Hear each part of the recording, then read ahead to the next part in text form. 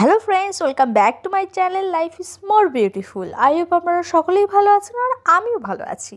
আজকে আমাদের বাড়িতে লাউ চিংড়ি তরকারি হবে, তো সেই জন্য ভাবলাম আমরা বাড়িতে কিভাবে লাউ চিংড়ি তরকারিটা করি সেটা আপনাদের সাথে একটু শেয়ার করি।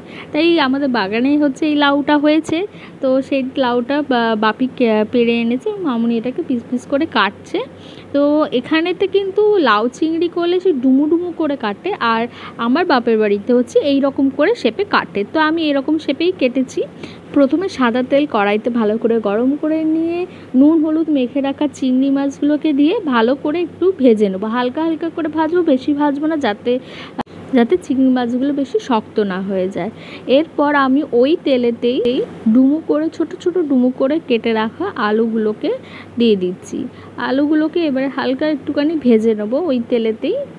এরপর ভাজা হয়ে গেলে সামান্য নুন দেবো আর একটু হলুদ দেবো, দিয়ে ভালো করে একবার নেড়ে চেড়ে হালকা ভেজে নেবো।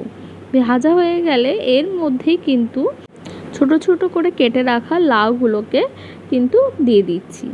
সব লাউ দেওয়ার পর কিন্তু ভালো করে একবার লাউগুলো আলুগুলো সব মিশিয়ে তেলেতে কিন্তু একটু নাড়াচাড়া করে ভেজে নিতে হবে।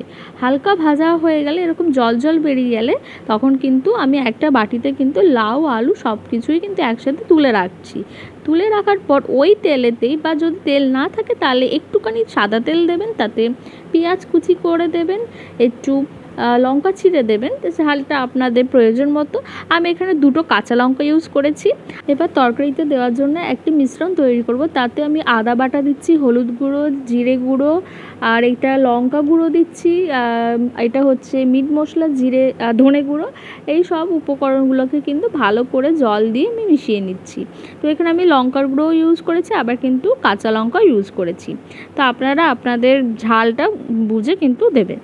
তো তারপর আমি এখানে পেঁয়াজটা ভাজা হয়ে এসেছে, তাতে আমি কিন্তু রসুন বাটা দিয়ে দিলাম।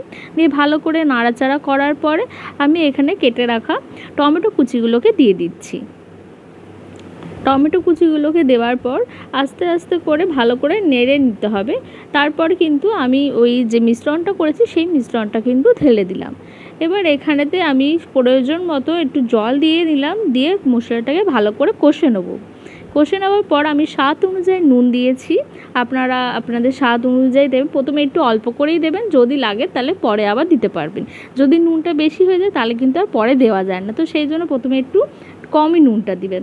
তো তারপরে আমি এখানে যে লাউ আর আলুর যে ভাজাটা করে রেখেছিলাম, হালকা হালকা ভাজা, যেটা বেশি ভাজা কিন্তু যাবে না, ওইটা ঢেলে দেবো। তার মধ্যে আমি কিন্তু চিংড়ি মাছটা দিয়ে দেবো। ভেজে রাখা চিংড়ি মাছটা দিয়ে ভালো করে কিন্তু কষিয়ে নিচ্ছি। কষানো হয়ে গেলে আমি এখানে কিন্তু সেদ্ধ হবে, পুরো লাউ আলু সব কিছু সেদ্ধ হবে, সেই জন্য প্রয়োজন অনুযায়ী আমি যতটা জল লাগবে ততটা জল দিয়ে কিন্তু ঢেকে এটাকে সেদ্ধ করে নিয়েছি। তো সেদ্ধ হয়েছে কিনা সেটাকে ভালো করে খুন্তি দিয়ে একবার চেকে দেখে নিতে হবে। খুন্তি এরকমভাবে যেরকম টিপে দেখছি সেরকমভাবে লাউ আলু দুটোকেই কিন্তু একটু চেপে দেখে নিতে হবে যে ভালো করে সেদ্ধ হয়েছে কিনা। তারপরে সেদ্ধ হয়ে গেলে, যেহেতু আমার এখানে সেদ্ধ হয়নি সেই জন্য আমি কিন্তু একটুখানি জল অ্যাড করেছি। তারপরে আমি আবার ঢেকে এইটাকে কিন্তু আমি একটু ফুটিয়েছি। ফোটানোর পরে কিন্তু আমার দেখলাম হ্যাঁ ভালোভাবে গলে গেছে, তো সেই জন্য আমি কিন্তু আর ঢাকিনি, না ঢেকে পুরোটা আমি হচ্ছে রান্নাটা করেছি। এবং এটা একটু জলটা শুকনো শুকনো হয়ে গেলেই কিন্তু আমি এটা নামিয়ে দিয়েছি। ব্যাস, আমার কিন্তু তৈরি হয়ে গেল লাউ চিংড়ির তরকারি।